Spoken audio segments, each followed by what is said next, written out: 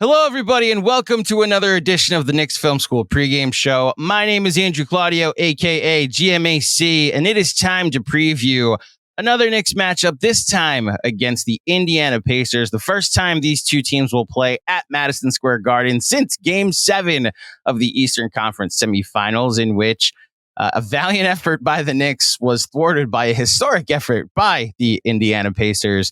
Hopefully, the spirit of that valiant effort the Knicks gave us back in Game 7 last May will help us forget the effort we saw on Tuesday night on ring night against the Boston Celtics.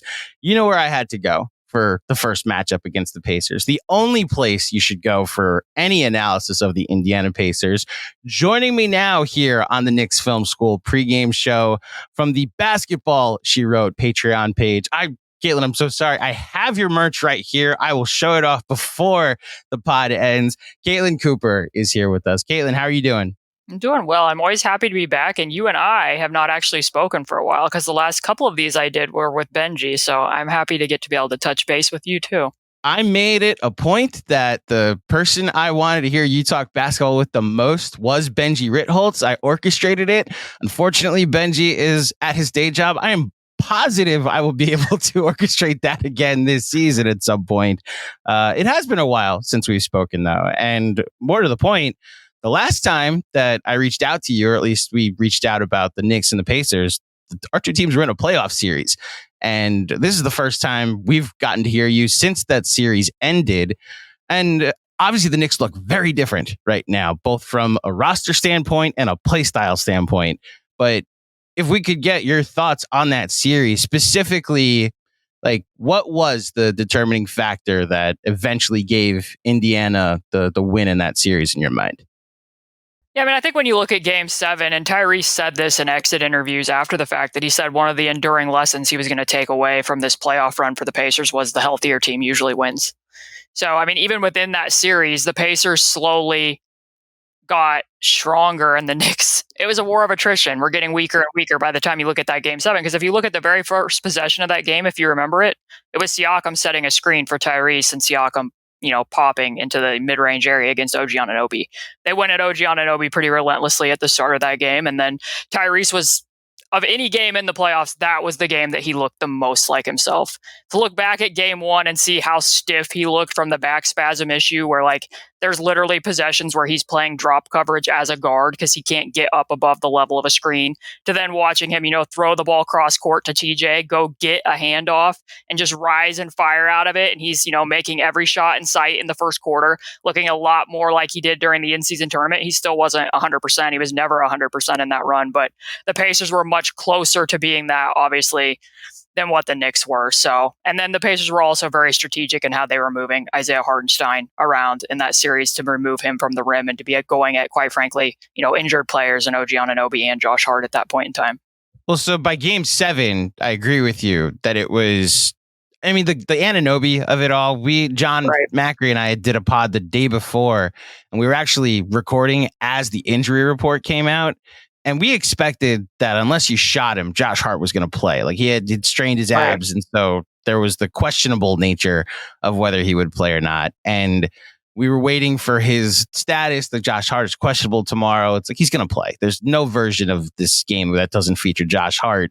When the Anunoby is questionable, it incited a feeling in the city that this was going to be his Willis Reed moment, his Patrick Ewing moment, and he was going to come out and help lead the Knicks to a victory. And then I'm sure from the X's and O's perspective that you just laid out, he hit a couple of shots in the first couple seconds, but there just wasn't the defensive intensity that you're used to seeing from Anunoby. And to your point about how they were bringing Hartenstein away from the rim, I think it really started in Game 6 that he dominated the boards in Game 5, had 12 offensive rebounds, 20, I think, for the game, a 19 or total for the game. And Carlisle just seemed to make an effort. Even if you don't get the rebound, you're boxing him out. And the compromised Josh Hart in Game 6 also led to them switching and putting Hartenstein on Siakam, which meant Hart was then guarding Turner, which just was a complete mess all on its own. So look, I agree with you. The healthier team normally wins, as we saw with the Celtics, who were able to get through 3 rounds of playoffs without playing a really healthy team, and weren't even a healthy team themselves. They barely had Porzingis for the playoffs, which just shows you how far they were able to go with how good they are, as I got a first row seat for last night. As the rest of the conference made moves, though, the Pacers, I mean, they made their big move last year with Siakam, and the continuity that was built throughout last season.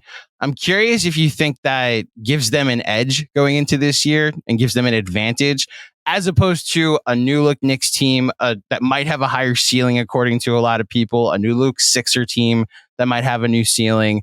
Like, what do you have as far as expectations for the Pacers based on that element? Prior to preseason, I would have told you it was an advantage, especially because they didn't have a training camp with Pascal Siakam. And when Pascal Siakam came over midway through the season, he talked about, like, especially from a conditioning standpoint, playing for the Indiana Pacers is very hard. They pressed in the playoffs more than any team in the tracking era, and they play at an incredibly high pace. So I remember.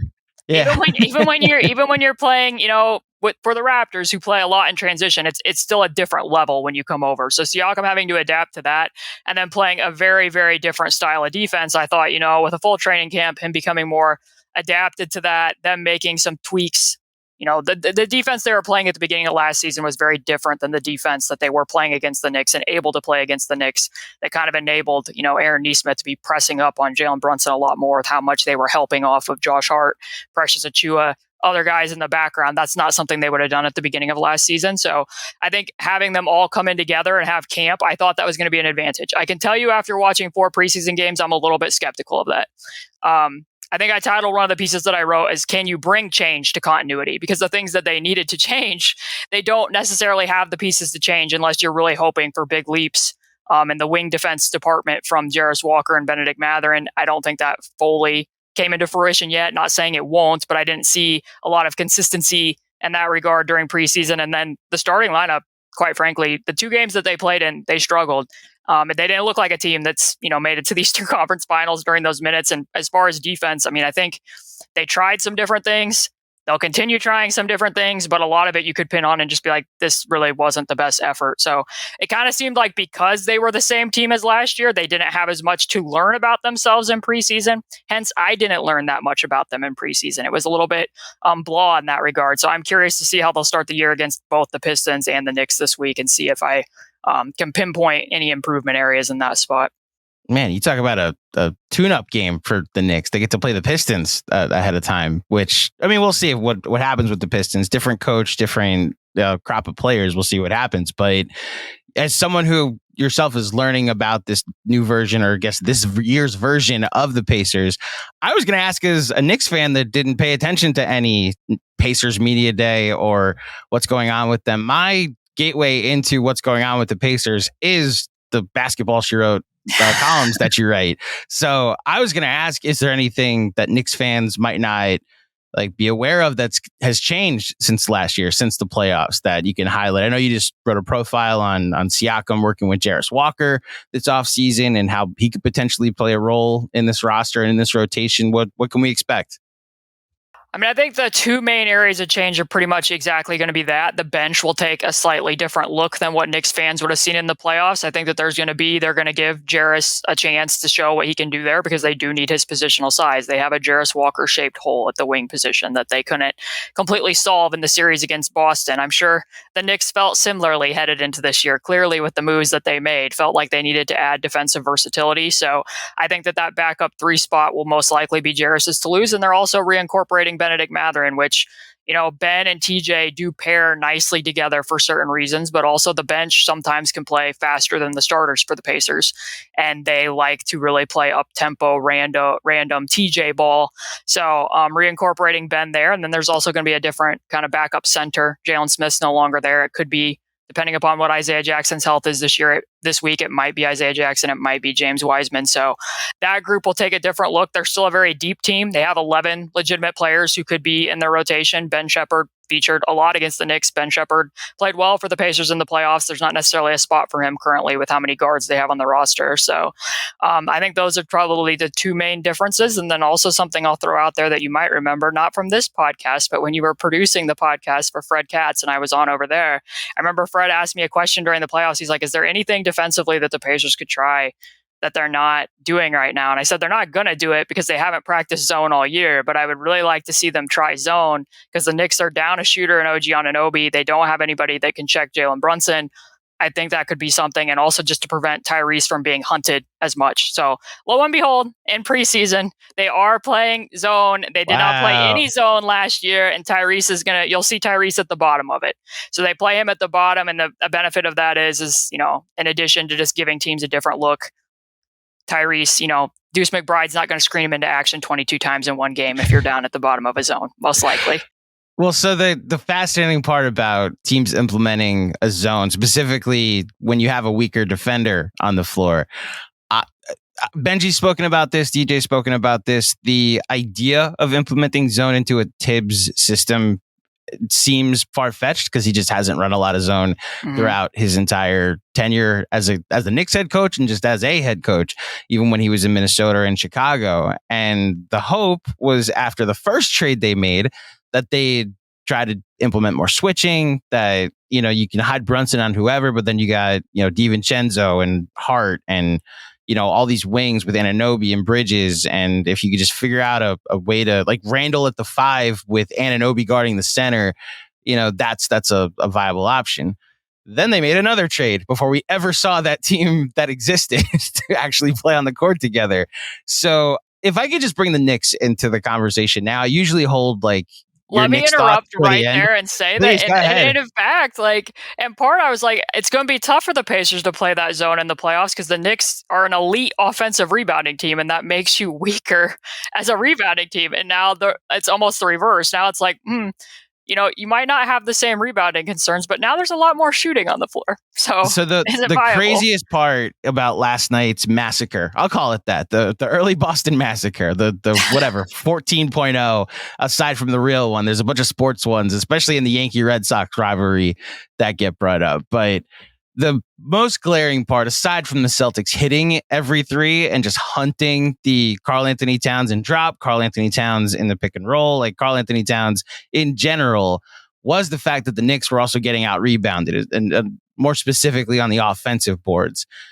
If I can just get your perspective, we'll go in order. When they made the trade for Mikal Bridges, what was your thoughts? As far as how the Knicks now stacked up as a contender in the East. Let's pretend the Cat trade hasn't happened. Take me back to late June. What were your thoughts when that trade happened? I mean, I can take even back before the Mikal Bridges trade and say that when that team was fully healthy, that was the team that I thought matched up the best against the Pacers because it was so stylistically different. I liked that Knicks team a lot if they would have been fully healthy last year before they made the other two trades. The Bridges trade to me made a ton of sense because when you look ahead, and you saw what happened at the end of the series against the Pacers. And if the Knicks had advanced and played Boston, they needed more defensive versatility for the reasons that you're just saying.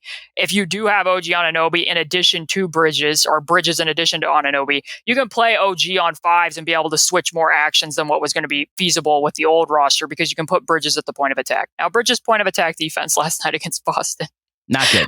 was not particularly great, but in theory, that's the idea, right? That you are going to be able to scheme your defense around, have more lateral size out on the perimeter, and that aspect of it, I understand. And the Karl-Anthony Towns part, once Isaiah Hartenstein left, and you weren't going to be able to afford that, and then knowing that Mitchell Robinson was going to be injured, I can understand the thought process there too.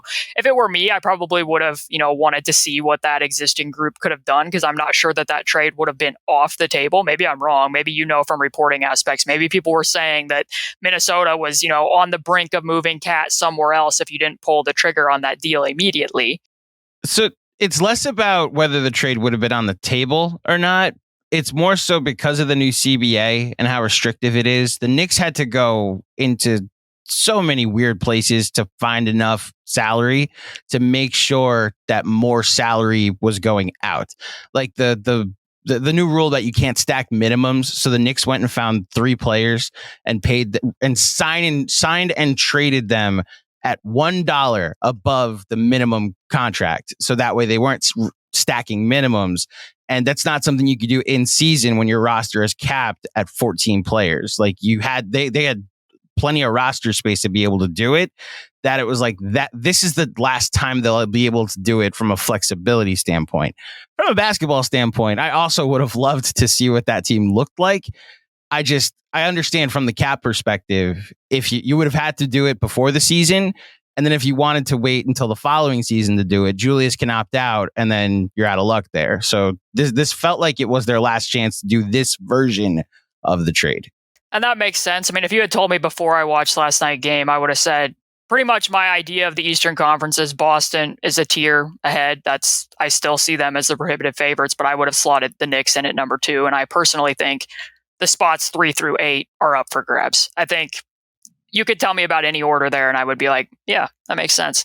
So I still really like the Knicks roster. That's not going to just, one bad loss to Boston and an otherworldly shooting night isn't really going to change my opinion there. But I might think that it's going to take longer for the Knicks to figure this out than I might have previously thought. I still think that they will. I just think that there might be a longer adjustment period than I would have predicted, perhaps. So there's 2 elements of their adjustment period that I think a lot of Knicks fans are going to have to adjust to. And the first one is there's just a base level of toughness and tenacity, and I don't even know what the word is, but like Tibbsness that this team had last year, where they had so many injuries happen and they were still finding ways to win games, be in games, that there was no really disappointing blowout loss like we saw last night. Because they have 7 guys tonight, but they're tied with the Pelicans with 4 minutes left. They lose Jalen Brunson 45 seconds in, but they beat the Cavs with Deuce McBride playing the other 47 minutes and 35 seconds of the game on national television. Like, that was the spirit of the team last year. And also they made the trade for Anunoby when, as you referenced, and that version of the team looked so unstoppable that we understood like we're going to live through this period to get to that. Now they've made 2 other trades, and now there's an adjustment period that we have to sit through that didn't exist the last time they made a trade. And so I'm also curious how long that's going to take. From a stylistic standpoint, the backbone of this team has been rim protection, like an elite rim protector waiting for you at the last level. That if you could probably bomb away on threes with them, you could probably take advantage of them on the other end offensively because someone's always in the dunker spot and you might have to deal with some poor spacing. But on the defensive end, you will always have an elite rim protector there. With respect to Karl-Anthony Towns and what he is not an elite rim protector. And this is one of the first times that I could remember that Boston game where a team specifically under Tibbs was attacking their center. So as far as this matchup against the Pacers is concerned, a team that loves to drive, loves to get downhill, loves to live in the paint, how does that affect, like, from a Knicks fan going into this matchup thinking, well, at least this isn't the Celtics? How much of a difficult matchup does the Pacers team like that, especially like you just wrote about this in Basketball She Wrote, in a more physical league that they may not draw that many fouls and get to the line, but they can be more aggressive in the paint and getting to the rim? I mean, I think it's certainly 2 things. Like, even if you look at that game against Boston last night, that wasn't all on Towns. Some of it was Bridges' screen navigation. Some of it was mixing in different coverages. They blitzed more last night than I would have guessed this particular team would blitz. And Towns, was a little bit stiff and wooden with some of those stepping out above the level of screen where guys were getting around the edge of the defense. But specifically against the Pacers, it will be different for 2 reasons. If I can create any afterglow here for Knicks fans, please do, to help you out with, is that the Pacers are one of like only 5 teams where, yes, they are a very paint attack heavy team.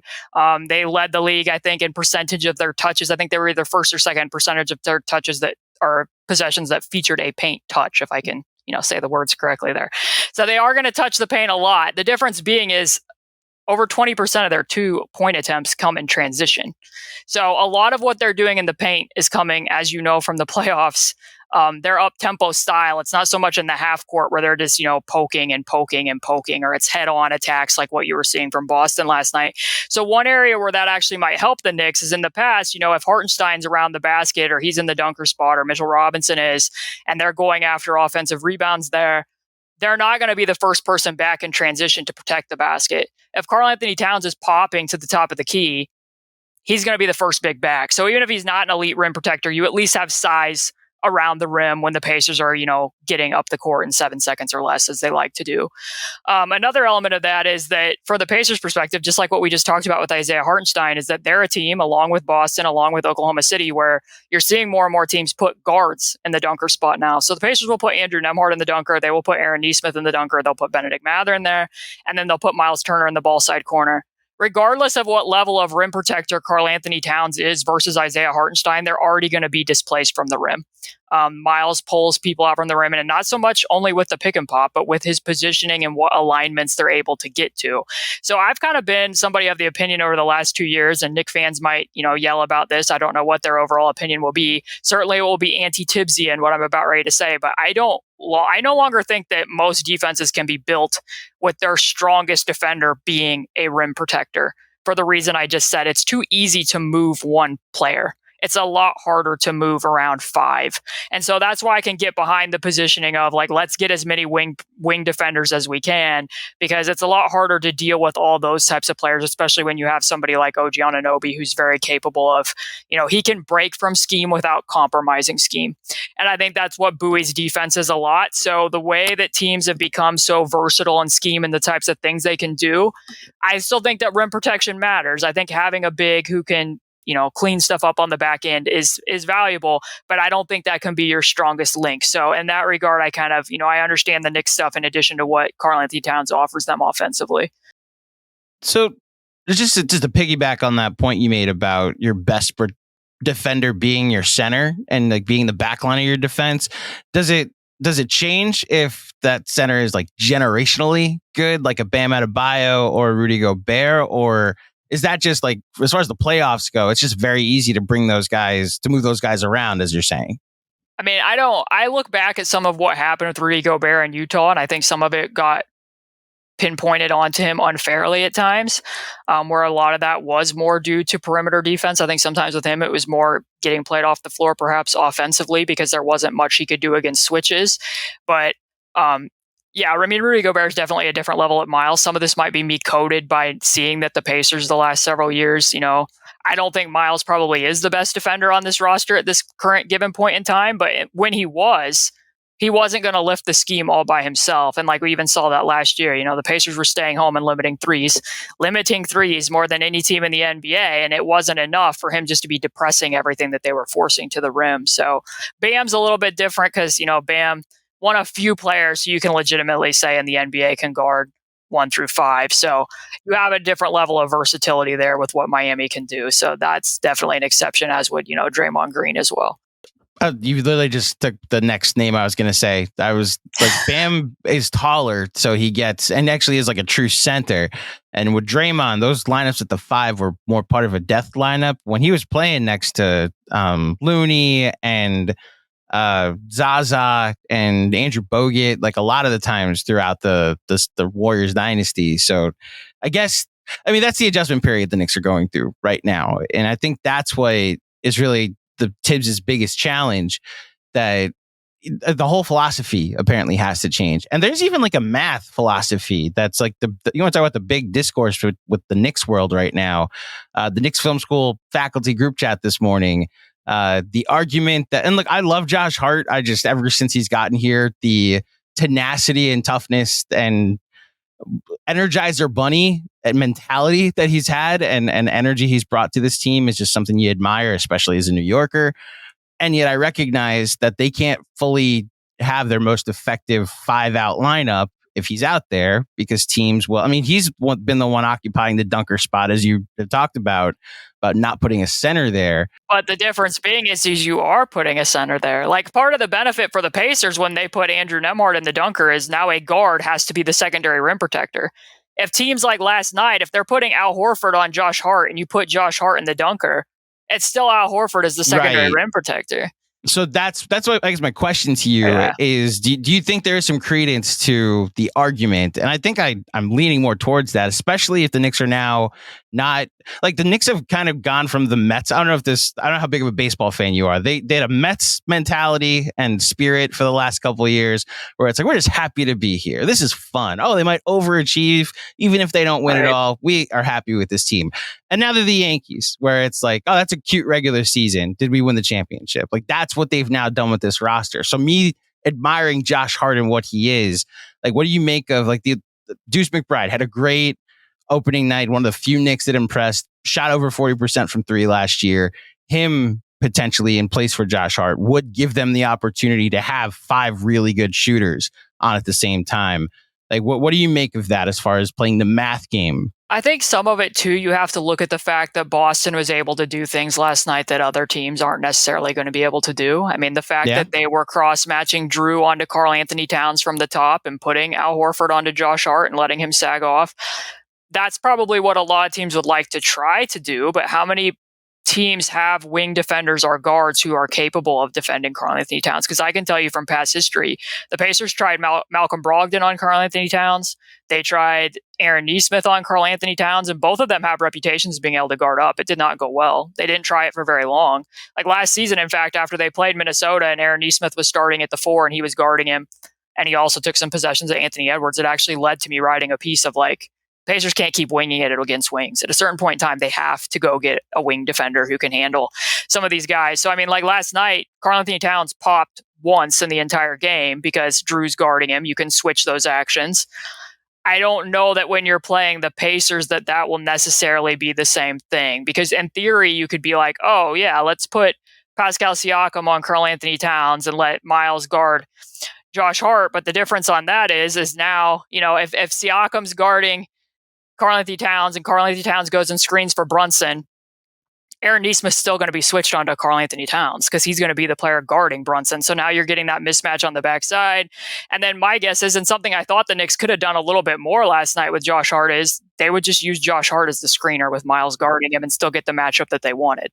Then you're still going to get Al Horford and drop. You're still going to get Miles Turner and drop. And I looked up those possessions. The Knicks scored 1.636 points per chance with Josh Hart as the screener last night. That was healthy offense for them. So, I mean, I'm kind of like you. I have a soft spot for the way that Josh Hart's plays, and it might come from the fact that the Pacers, are kind of a wretched defensive rebounding team, and Josh Hart probably the best wing rebounder in the NBA. But I mean, it's kind of an aspect of, I guess on Friday, I still hope that they do start him, because the Pacers have 3 players who need to guard Josh Hart, and not just for strategic purposes. Like, you could make an argument of like, who are they going to put on Josh Hart? Will it be Tyrese? Will it be Siakam? Will it be Miles? Like, I think the best answer is Siakam, but they're the Deuce McBride aspect of it all. That's what the Knicks did, right? In Game 6, they started Deuce McBride. In Game 5, they started Deuce McBride. That shifted the series momentarily, to the point where in Game 6, I was there in Indiana. I watched it, and I was like, oh, that's curious, because they had about 3 or 4 possessions in a row where they put Siakam on the Deuce McBride instead of having Tyrese do it, because the difference is when Deuce is a screener for Jalen, he leaks out to space. When Josh is a screener for Jalen, he rolls to the basket.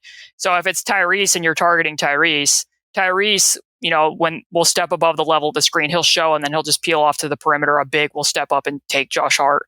When the player is Deuce McBride and they're leaking out to 3, that becomes so much harder to do. So the Pacers are like, well, we don't feel comfortable about Tyrese guarding Deuce McBride anymore at this point in time. So they put Siakam on him. And at that point, Deuce stopped being the screener because they didn't want to switch Siakam onto Brunson. So the McBride lineup would create more defensive issues for the Pacers, certainly. I mean, the Pacers aren't an elite defensive team by any means, but I do think that there's probably a little bit more that Tibbs can toy with in terms of using Josh Hart if he wants to keep him in that starting lineup, where there might have been a few more different things that they could have tried. But yeah, it's trickier, because even if you do want him to run the dunker, if he's being guarded by a 5, it's not the same advantage. So a couple things. First of all, he's going to start on Friday. There's like no doubt in my mind that Josh Hart is the starter for at least the first 20 or so games. That's usually when Tibbs eventually makes some type of surprise change. Like 2 years ago, it was putting Deuce McBride into the rotation and banishing his old friend Derrick Rose to the bench. Unfortunately, I'm sure for Tibbs, that was just like a very tough decision. For the rest of us, we picked up on it a bit sooner. The Father Time is a bit undefeated, but obviously respect Derrick Rose. I mean, you brought up the points per possession when Josh Hart was the screener, and overall the Knicks shot 55% from the field on Tuesday night, and it probably was more of a defensive effort that was the problem.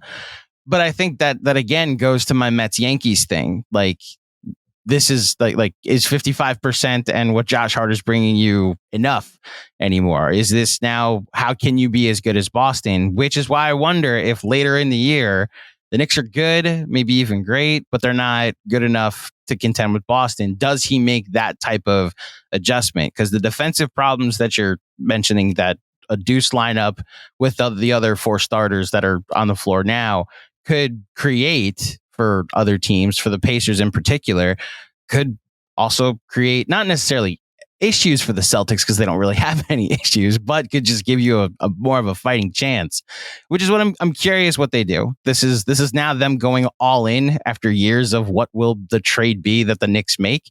And we saw them make both of them this summer, and it starts. It's just the ride to contention continues this Friday against the Indiana Pacers, a team. Well, how do you view the Pacers this season? Before we get to, I have one more question, my Mount Rushmore question I ask every year, but I mean, they did make the conference finals last year, yet I didn't see a lot of people predicting them back there this year. How do you view them as far as expectations are concerned? Is this a team that should be considered one of the, I mean, you mentioned 3 through 8 being kind of a hodgepodge, but are they closer to 3 than they are to 8? I agree with Tyrese that I think that what he said about, the healthier team usually wins, and the fact that he ended up not being able to play for the last 2 games of the series against Boston as well certainly impacted the Pacers. I think that there was a lot of value to the run that the Pacers made. I also think and know that they were opportunistic in what happened and what the matchups were that were in front of them. But that being said, the Pacers outscored every team in the playoffs with Tyrese and Pascal on the floor, including against Boston. I think if you listen to Joe Mazzulla, he said the Pacers were the team that gave us the most trouble in the playoffs because of how difficult they are to guard. Their offense was still number 1 in the playoffs, and that kind of emboldened me a bit that they were able to maintain not only the potency and versatility by which they scored, but also their overall play style. That they still were able to play. The cliche is the game slows down in the playoffs, but in part because of their presser defense and in part because of the way they maintain their style by having so many ball handlers on the floor at once, that doesn't, while it certainly is the inspiration, Tyrese is the inspiration for their identity. He's not the only person that has to fulfill it. They were able to maintain all that, I think means a lot. And I think sometimes when people are talking about the Pacers as a regular season team, they're conflating that too much with the playoffs and remembering that, well, they got lucky with all these injuries. It's like, well, sure. But also all 3 of those teams had exaggerated game plans for the Pacers and they still maintained their offense to that degree. So why wouldn't it be able to maintain in the regular season? I think night in and night out, the Pacers are a very hard and annoying team to play because it's going to be exhausting for you. And because of their depth, it enables them to be able to do it without they themselves being exhausted because they do have 11 guys that they can put out there and play.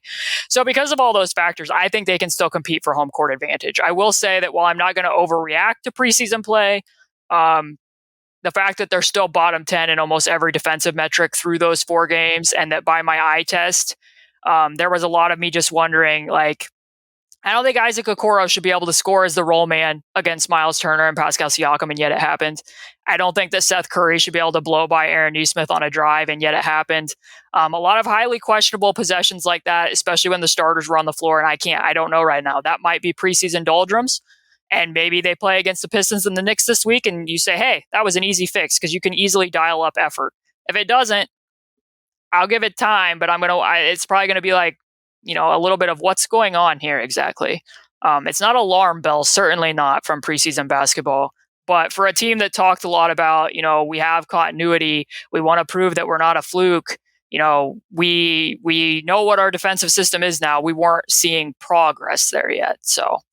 They're still going to be very dependent on their offense, but I still think that, they can compete for a top 4 seed potentially. Anunoby got hurt around the 3rd quarter of game 2 of that series. And the Pacers still, with Anunoby healthy through those first two games, had an elite offense. Like there wasn't like I am one of the Knicks fans that's like, I think a healthy Knicks team wins that series.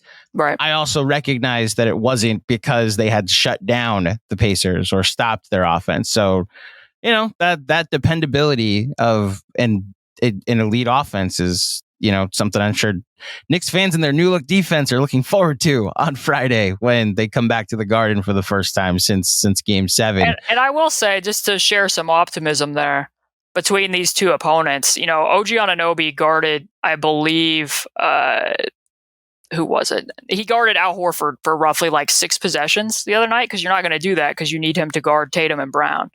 Against the Pacers, I think it's possible that they could have him guarding Miles Turner. And if I were Tibbs, I would consider that pretty heavily, just so you can be switching on the Tyrese, Miles Turner pick and rolls. Try Karl-Anthony Towns on Pascal Siakam and see how it goes. I looked up to see Karl-Anthony Towns, because of the strength of Minnesota's defense, never matched up with Pascal in the past.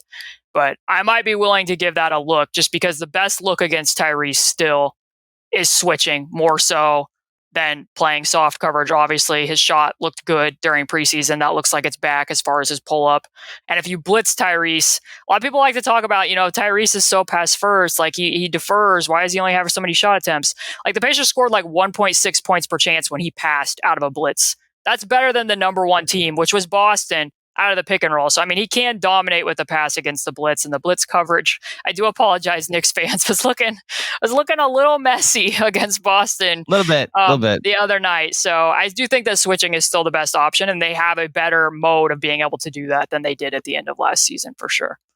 Well, we'll see what happens on Friday night. I can't let you go before asking the Mount Rushmore question. So last year, I asked everybody their Mount Rushmore of rivals, and I'm going a different direction here because it's inspired by the Knicks series against, maybe it actually can also be inspired by the Pacers series, but really it's inspired by the Sixers series, the Mount Rushmore of villains, because Joel Embiid went to the top of a lot of Knicks fans' lists. I think he's at the top of a lot of fan bases. Listen, I cannot wait. I'm doing the obviously the Knicks play the Heat next week, and I have a buddy, Giancarlo Navas of the Miami Heat beat, who has been slandering Embiid for years. And I had a unique perspective in that, as a Knicks fan who's like, they're going to make a big trade one day, I was like, well, I wonder if it's Joel Embiid. And then this series happened. And by game 3, when he like tried to get ejected in the second quarter, that's the only way I could describe it. The heel turn of an entire fan base being like, I don't want this guy in my basketball team. I hate him. And it got me thinking how the rest of the league feels. Maybe not necessarily about Embiid, but about their franchise rivals. So, lifelong Pacer fan, your Mount Rushmore of Indiana Pacers rivals. Who are the 4 players that you sports hate the most? I mean, I think I'm just going to base it off of last season and a very highly scientific method of when I was at All-Star Weekend at Lucas Oil for All-Star Saturday night. And I can let you know that there were certain players who were getting booed more heavily from the upper bowl than other players were being booed. And that's what I'm going to base it on. So, strangely enough, Jaylen Brown, a lot of booing going on. And not only because his dunks were incredibly underwhelming, but not too long before that, he had gotten fouled, or he had thought he had gotten fouled by Buddy Hield on a potentially, I believe, a game-tying shot. And he had talked very openly about how an investigation needed to be taken up over this matter. And I think that had lingered with fans a little bit. And then obviously, Jaylen Brown got the last laugh in the playoffs. So as far as a rival, I think that's probably a worthy one to take up. But more so than that, Damian Lillard, Tyrese stole Damian Lillard's Dame Time celebration in the in-season tournament.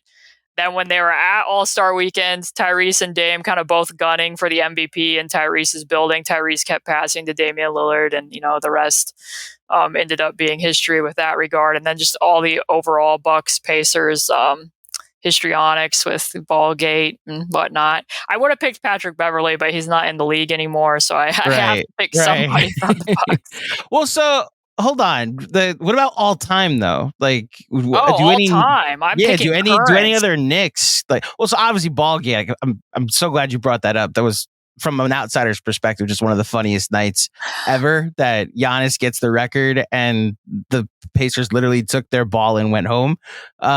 I hope some of that silliness returns to the NBA this year and I can enjoy said silliness. But if you went to all time, there's got to be someone from the Knicks Pacers rivalries back there. Like, obviously, I bring up Embiid, but Reggie Miller is right behind him in the villain rankings for Knicks fans. Yeah, I mean, part of the problem for me is that I was like a toddler when the Reggie Miller Knicks stuff was going on, and then the most recent addition being against Karl-Anthony, like the Pacers got the better end of the deal there. Yeah, Roy Hibbert might pop up in my personal villain rankings, but I understand if he's a hero. If we're going with just anybody all-time rankings, surely it would be Tayshaun Prince and the block on Reggie Miller. Like, I mean, he's like the ultimate villain there. And then LeBron, obviously. LeBron has how many, playoff game winners, heartbreaking moments against the Pacers. What a unique experience to go from like watching LeBron in any other, context against the Indiana Pacers than watching him play for Team USA over the summer. It's like, oh, this is what it's like to enjoy a generational player. It was multiple aspects. Imagine me in 2019 thinking for 4 months, oh, we're getting Kevin Durant. I can't wait to root for Kevin Durant on my basketball team. And it wasn't until 5 years later that I finally got to root for Kevin Durant playing for my basketball team. It's pretty great. Hey, that Steph Curry guy, isn't it fun to watch those flurries happen for your team and not against your team? Yeah, that was awesome. But, I mean, I think we're kind of getting a new edition of this. I mean, we got Jalen Brunson and Tyrese Halliburton in a wrestling ring over the summer. I mean, who could forget? Oh my gosh, that did happen. That's right. On it was either SmackDown or Monday Night Raw. And Jalen Brunson also got heavily booed. He was the third most booed player at All-Star Weekend was Jalen Brunson. So he right now would be one of the public enemies, probably public enemy number 4, according to. I feel so. I have a really random niche one that I saw on my personal list. Can we throw that person out there? Bilal Coulibaly's on the list. There's a wizard on your list? Wait a minute, why? Because he randomly called out Pascal Siakam last year and said he was the most overrated star in the NBA and that he was the easiest player to guard and that he watched film of him and he's like, I knew he was going to spin right. I'm like, Bilal, he's up there. I think he should look inward a little bit, maybe at his own roster, and they may win 13 games this year. So to call other teams overrated or just easy to guard is rich. And also, I would like to point out that the most efficient play type of any action in the NBA playoffs was a Pascal Siakam post up. So it would seem as though that predictable spin to the right actually quite effective. We could let Josh Hart weigh in on this. Josh Hart is always good for a post-game quote. And I don't know if you saw last night, he said the Celtics need to be drug tested because of how well they were shooting last night. So up until it was time to break a record and they couldn't. Right. Threw like 4 air balls. We had a watch party last night at T Squared Social. It's a sports bar in New York City near Grand Central. And we were trying to figure out ways to have fun as the Celtics continued to hit 3 after 3. Caitlin, we were chanting defense in the last 3 minutes, like at the screens, because they were trying to get the record and they weren't able to get it. It's like that was the moment where I was like, oh, yay, the Knicks are back. Like they're actually doing something I'm enjoying for a change, which was different than the first 43 minutes of the game. I'm glad the Knicks Pacers rivalry is back. That is part of the way that I know that the Knicks are turning a corner or have almost fully arrived back to relevancy, is that there's villains and there's rivalries back in the NBA, and the Pacers obviously created one with the Knicks with this playoff matchup that they got the better of in this past playoffs. So we'll see what this next chapter of the rivalry happens or brings us on Friday night. What I can always expect is when Caitlin Cooper comes to the Knicks Film School podcast, she brings some of the best analysis around. And I always appreciate you making time for me, Caitlin. Before you get out of here, can you please let the fine folks know where they can find you and all of your stuff and your great analysis? My handle on X is at C2_Cooper. If you go there, there's a link to my Patreon, which is patreon.com/basketballshewrote. And I would gladly return the favor and say, this is one of my favorite podcasts. There we go. This is one of my favorite podcasts that I get asked to do every year. I very much enjoy the talent at Knicks Film School, and I also enjoy the fan base there as well. A lot of Knicks fans engage with me specifically from listening to me on this podcast, so I appreciate everybody for that as well. Of course, we appreciate you, and this will be the last nice thing I say. We wish you the best of luck this season outside of the 3 or 4 matchups that the Knicks play the Pacers, because God knows I need the Knicks to win this game so the vibes don't immediately go into the dump. I will say this, again, I don't know how big of a baseball fan you are. There is a world where nobody cares about this game because Friday night is game 1 of Yankees-Dodgers in the World Series. So, like, obviously you and I will care about this for the Knicks of it all, but they are competing against the Yankees in the World Series. So what you're telling me is if the Pacers, their defense doesn't look any better, it won't get a lot of attention. And in the reverse, the opposite, if the Pacers run up this, if the Knicks lose again 130 to 109, and more people will be watching the Yankees in the World Series. It's almost like a gift that the baseball playoffs are going on while the Knicks are figuring this out. Because when Yankee fans return to basketball, or I guess transition to basketball, they'll be like, oh, the Knicks look different. What's this? And maybe as the Knicks have longer to figure it out because the Yankee season continues. The Knicks could very much use a better performance on Friday night. Hopefully it's a W, And I would like to see both of these teams be fully healthy and playing each other. We're not going to completely get that, but I would like that. Thank you so much for joining me for this edition of the Knicks Film School Podcast, Caitlin Cooper. And thank you, everybody, for tuning in for this pregame show. If you dug it, please head over to iTunes, drop a 5-star rating and a review. If you missed it, check out DJ Zulo's film session breaking down game 1 of the season. There actually were things to learn from game 1 that DJ Zulo can help you out with. Please subscribe to the video. Remember to like it as well. I'll be back on Sunday to preview the Knicks matchup against the Cavaliers. But until next time, thank you for listening. Thank you for watching. Let's go Knicks, and I will speak with you soon.